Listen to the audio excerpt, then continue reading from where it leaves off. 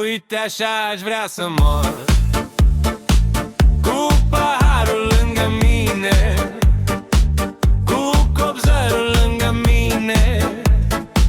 Uite așa aș vrea să mor, într-o crasmă din obor, să-mi scriu când o fi momentul, cu vin roșu testamentul.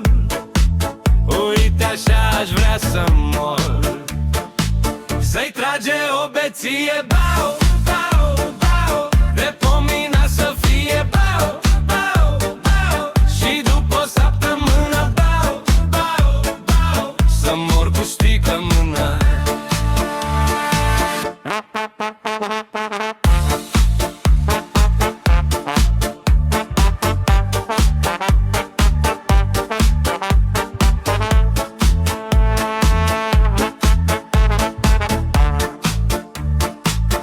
Uite așa aș vrea să mor, cu copzarul lângă mine, cu paharul lângă mine.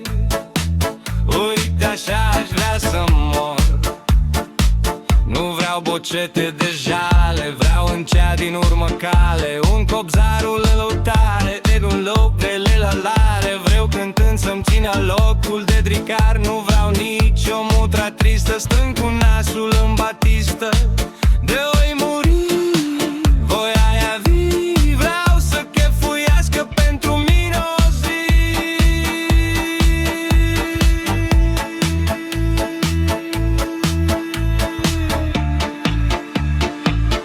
Uite așa aș vrea să mor, cu paharul lângă mine, cu copzarul lângă mine.